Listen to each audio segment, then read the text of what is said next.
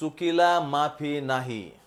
आणि तुमच्या बापाचा एक संसार, अरे लाजा वाटल्या तुम्हाला. पण त्या ठिकाणी गेला असता त्याच्याकडे 50,000 रुपये मागितल्याचा पुरावा माझ्याकडे आहे, माझ्या लक्षात आलेला आहे. तुम्ही हॉस्पिटलचा विषय घ्या. हॉस्पिटलमध्ये इन्सेंटिव्हच्या नावाखाली डॉक्टरांच्या मारामाऱ्या झाल्या. जर मारामारीपर्यंत इतकी वेळ येते तर प्रशासन काय झोपा काढतं का? साईबाबा संस्थांची बदनामी करण्याचा तुमचा हेतू आहे का, असं मला वाटतं.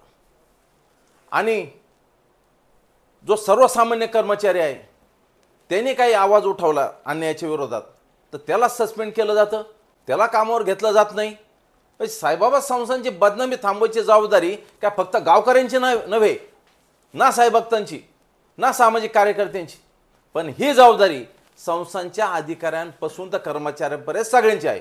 गेले अनेक वर्ष झाले CCTV फुटेजच्या बाबतीत जे कॅमेरे बसवलेले आहेत त्याच्यावर नियंत्रण ठेवण्यासाठी साईबाबा संस्थांची एक रूम बनवलेली आहे.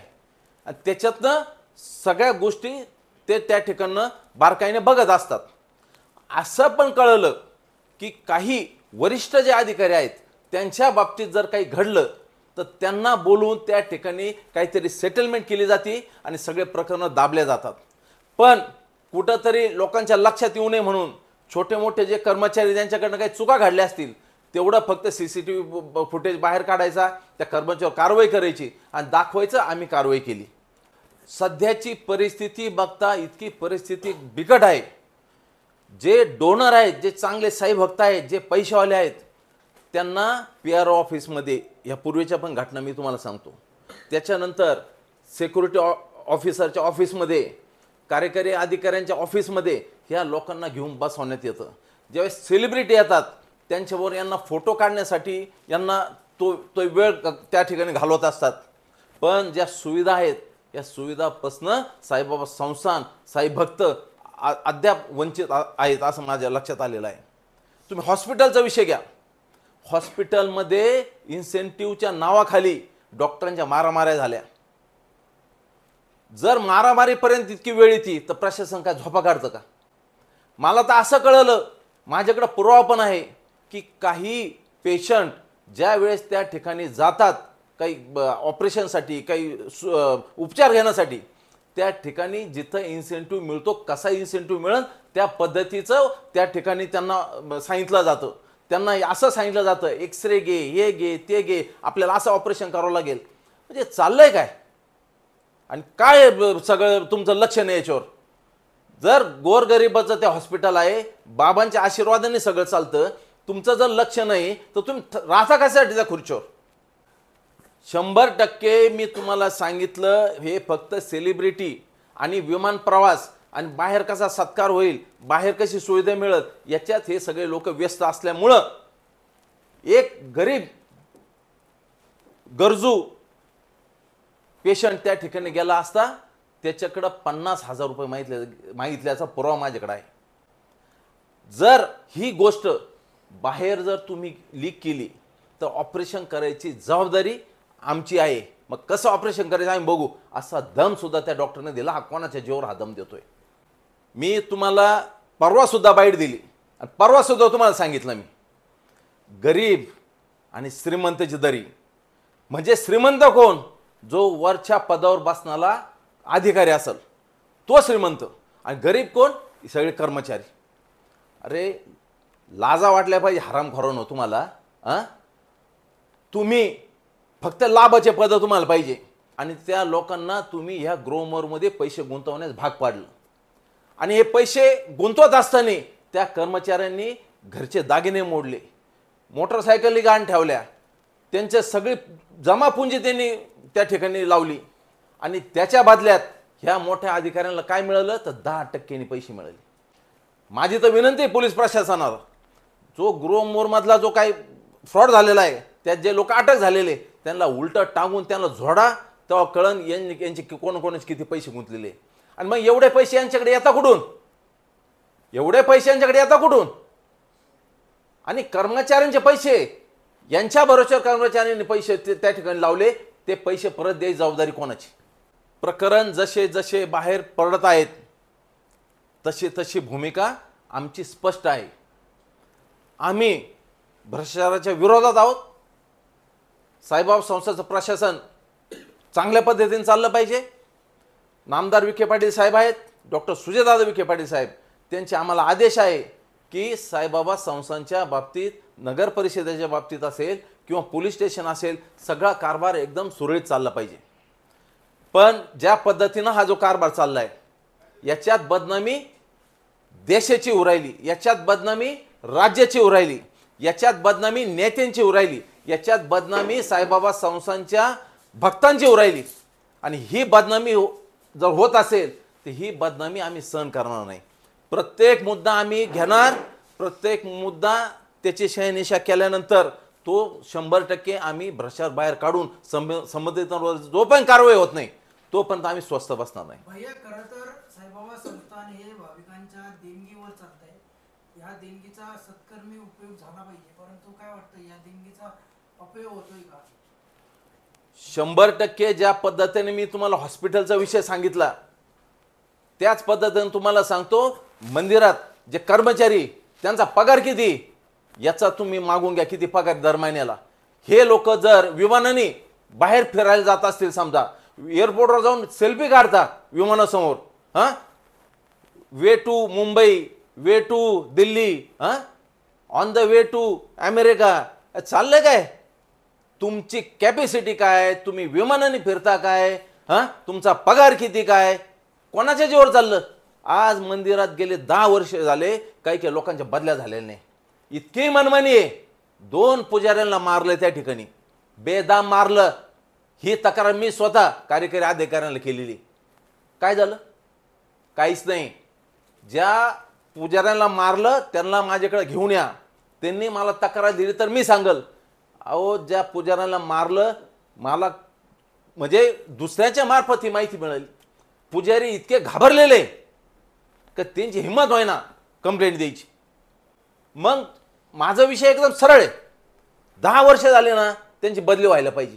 हे जे लाभाचे पद आहेत, PRO असेल, मंदिर प्रमुख असेल, संरक्षण असेल, खरेदी असेल, डोनेशन काउंटर असतील, ह्या लाभाच्या पदावर 1 वर्षाच्या पुढे माणूस राहता कामा नये.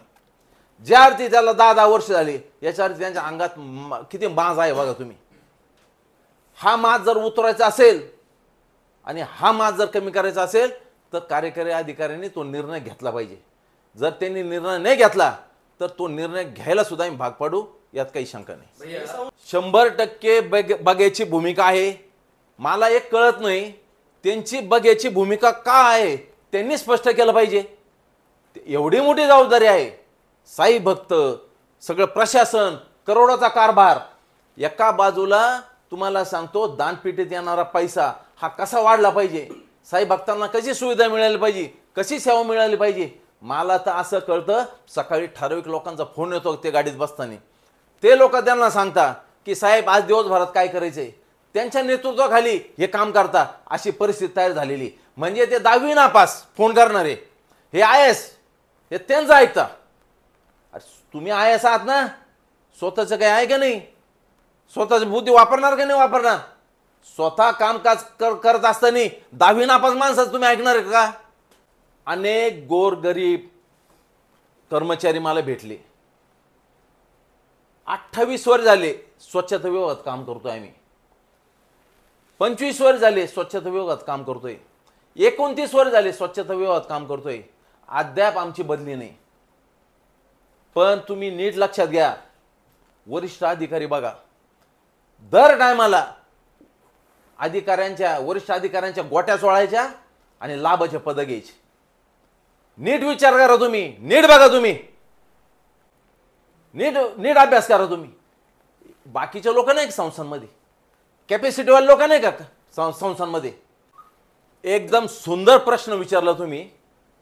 आणि तुम्हाला सांगतो, अगदी बाबांना स्मरून सांगतो, लोकप्रतिनिधी त्या ठिकाणी असणं खूप गरजेचं आहे. प्रशासन जर चालवायचं असेल, राज्य चालवायचं असेल, देश चालवायचा असेल तर त्या ठिकाणी लोकप्रतिनिधीची गरज आहे. साईबाबा संस्थांमध्ये अनेक वर्षापासून हायकोर्टात जाय, सुप्रीम कोर्टात जाय, बॉडी येऊन नको देऊ. अरे कोणताही पक्ष असू द्या, त्या बॉडीत कुठलेही लोक येऊ द्या, आमचं काही म्हणणं नाही, आम्हालाच घ्या असं आमचं काही म्हणणं नाही, पण त्या ठिकाणी लोकनियुक्त बॉडी त्या ठिकाणी आली पाहिजे, शासनाने नेमलेली बॉडी त्या ठिकाणी आली पाहिजे. अरे निदान हात धरून बोट धरून त्या विश्वस्तांना म्हणता येतं, आम्हाला त्या अध्यक्षांना म्हणता येतं की याच्यावर अन्याय होत आहे, हे काम करा ते करा. हा जो माज महिना चाललाय ना, गेले अनेक वर्ष झाली जी संस्थांवर बॉडी नाही किंवा 2-3 वर्षासाठी बॉडी येते, परत 5 वर्षासाठी येत नाही, परत एखाद्या वर्षासाठी येते, परत त्याच्यावर स्टे येतो. हे जे काय चाललं, हे जे आरोप करायची वेळ आली, याला फक्त कारणीभूत आहे, मी शासनाला दोष देतो का ते बॉडी या ठिकाणी नेमत नाही. 100% वाया जातोय. कसं असतं, घरातला जो प्रमुख असतो त्याची जबाबदारी असते आपलं घर कसं सुरळीत चालतं की नाही बघायचं. तसं कार्यकारी अधिकाऱ्यांची जबाबदारी आहे, चेअरमनची जबाबदारी आहे की हे सगळं प्रशासन संस्थान कसं सुरळीत चाललं. यांनीच डोळ्याला, तुम्हाला सांगतो, भात बांधून ठेवला, यांनीच डोळ्याला काळी पट्टी बांधून ठेवली, यांच्या डोळ्यासमोर सगळं चालतं, पण यांना वेळ नाही. आणि मी तुम्हाला सांगतो, अनेक अधिकारी या ठिकाणी होऊन गेले. जो साईबाबा संस्थांच्या त्या ठिकाणी अधिकारी म्हणून कामाला येतो, मंदिर प्रमुख म्हणून येतो, PRO म्हणून PROचा प्रमुख म्हणून येतो, प्रसादालय प्रमुख म्हणून येतो, किंवा इथं कार्यकारी अधिकारी म्हणून येतो, किंवा तुम्हाला मी सांगतो सिक्युरिटी ऑफिसर म्हणून येतो, यांची कोणाचीच इच्छा होत नाही इथून बदलून जायची. प्रत्येक जण म्हणतो 6 महिने वाढून द्या, प्रत्येक जण म्हणतो की मला 1 वर्ष आणखी वाढ द्या. अरे अडचण नाही तुम्हाला वाढ द्यायला, काम तर करा, लाभ घ्यायचा फक्त लाभ. माझे खिसे कसे भरतील, मला कशी सेवा मिळेल, हे फक्त लाभासाठी चाललंय. म्हणून त्या ठिकाणी विश्वस्त बॉडी येणं तेवढं गरजेचं आहे. विषय असा आहे, माझ्या जे काही निदर्शनात आलं ते असं आहे, ही चांडाल चौकटी आहे. हे जे विशिष्ट लोक आहेत यांचा ग्रुप आहे, आणि हा ग्रुप सगळा अटॅच आहे कार्यकारी अधिकाऱ्यांना. यांच्या मीटिंग होत असतात की आता याला इथं बदलायचं आणि तिथं कोण नेऊन ठेवायचं, यांच्या आपसात मीटिंग होतात. आणि हे आमच्यासारख्याला म्हणा किंवा आमचे नेते आहेत, नामदार साहेब असतील, यांना फक्त कानावर घालतात, साहेब हा चांगला आहे, याला आपल्याला घेतलं पाहिजे, असं होईल तसं होईल, हे सगळं वातावरण तयार करतात. आणि वातावरण तयार करून ते लोक त्या ठिकाणी बसवले जातात. वस्तुस्थिती अशी आहे, तुम्हाला सांगतो, हेच लोक यांचेच कार्यकर्ते, म्हणजे कार्यकर्ते म्हणजे हे पुढारकी पण संस्थांमधलं तुम्हाला सांगतो, वेगळ्या वेगळ्या डिपार्टमेंटला इतकी मोठी लाईन आहे यांची की यांचेच लोक त्या ठिकाणी बसवले जातात. एखाद्याची बदली करायची असेल तर आमच्यासारख्याला त्या कर्मचाऱ्याला घेऊन महिना फिरावं लागतं. पण एखाद्या प्रमुख ठिकाणी कोण बसणार आहे हे 1 महिना आधी डिक्लेअर होतं संस्थांमध्ये, आणि छातीत ठोकून हे नालायक लोक सांगतात की हा बसणार आहे आणि बसणार. अरे एवढी मगरुरी आली कुठून तुमची, कस काय आली तुमची मगरुरी एवढी? म्हणजे तुम्ही सगळं लाभाच्या पदावाले एकत्र येतात, कार्यकारी अधिकाऱ्याला बरोबर घेतात, संरक्षण प्रमुखाला बरोबर घेतात, आणि तुमचं चालू आहे. म्हणजे बाकी काय कोण नाहीच इथं. आणि तुमच्या बापाचं एक संस्थान खुर्चीवर बसले म्हणजे तुमच्या बापच झाली ती खुर्ची.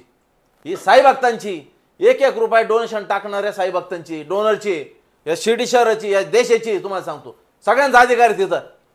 खुर्चीवर बसले म्हणजे मालक झाले का तुम्ही? काही निर्णय घेणार का तुम्ही? लायकीचे लोक नाही का संस्थांमध्ये इतर, ज्यांना हे पद तुम्हाला देता येत नाही, तेच लोक का पाहिजे? तिथून काढला की इथं, इथून काढला की तिथं, तेच लोक कशासाठी पाहिजे तुम्हाला? या संदर्भात तुम्ही विखे पाटलांकडे तक्रार करणार आहात काही? कारण की त्यांना तुम्ही जसं सांगितलं की एक चांगला चौकटी आहे, साहेबांना सांगते आणि ते पद मिळवून घेतात, या संदर्भात तशी तक्रार किंवा त्यांच्या निदर्शनास आणून देणार का? मी ही जी काय प्रेस घेतली हे 100% हा विषय साहेबांपर्यंत जाणार आहे. त्यांनी मला विचारणा केली, हेच माझं सांगणार आहे जे मी आता बोललो ते. त्याच्यामुळं यात प्रश्नच येत नाही, 100% ते दखल घेतील, सुजयदादा दखल घेतील, याच्यात मला कुठली शंका नाही. एक लक्षात घ्या, नेत्याच्या कानापर्यंत ही गोष्ट जाणार, मला विचारणा होईल नाही होईल, पण तुम्हाला एक सांगतो, जोपर्यंत कारभार सुरळीत होत नाही, जोपर्यंत हे नालायक लोक त्या ठिकाणी आपसात बसून पद वाटायचं थांबणार नाही, जोपर्यंत हॉस्पिटल सुरळीत होणार नाही, तोपर्यंत हे जे काही प्रश्न आहेत हे माझे याच्या संदर्भात विचारणा असेल किंवा याच्या संदर्भात पाठपुरावा असेल तो सर्व मी करणार आहे. भैया तुमची जी तळमळ आहे हे दिसून येते. यासाठी अवर भैया शेळके पाटील लक्षवेधी आंदोलन करणार आहेत का? काय नेमकी पुढची भूमिका कशी असणार आहे?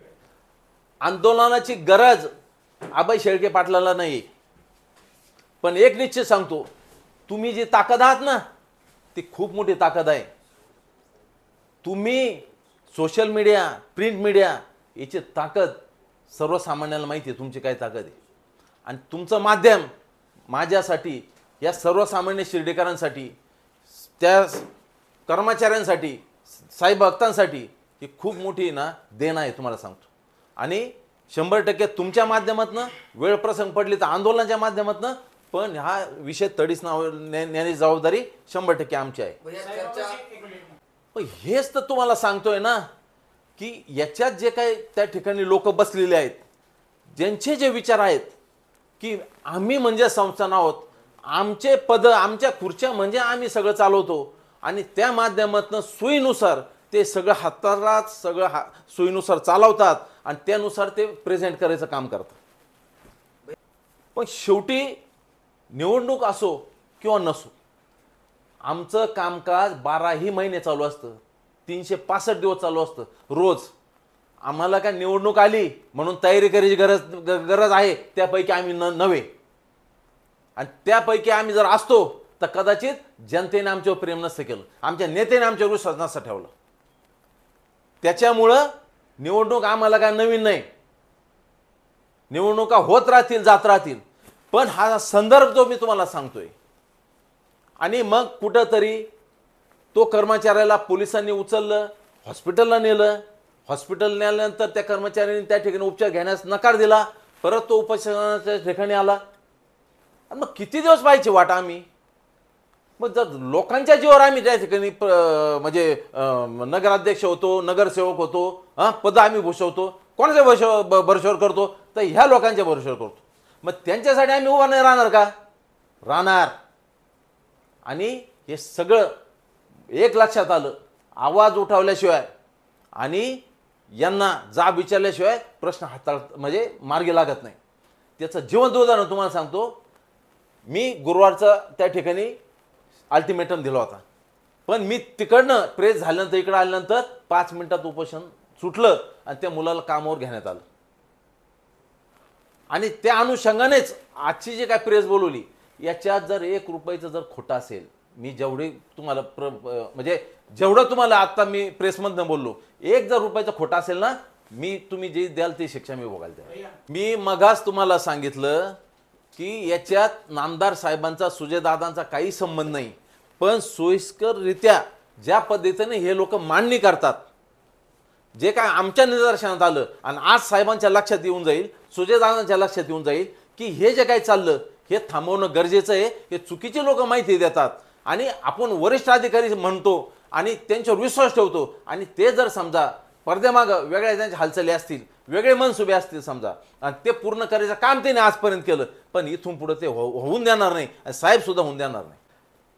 प्रतिमा डागायचा प्रश्नच येत नाही. जो स्वच्छ नेता आहे आमचा, सुजयदादा असतील, नामदार साहेब असतील, स्वच्छ प्रतिमा आहे एकदम. मनात फक्त सेवा, ही साईभक्त असतील, जनतेची सेवा असेल, हाच त्यांचा उद्देश आहे.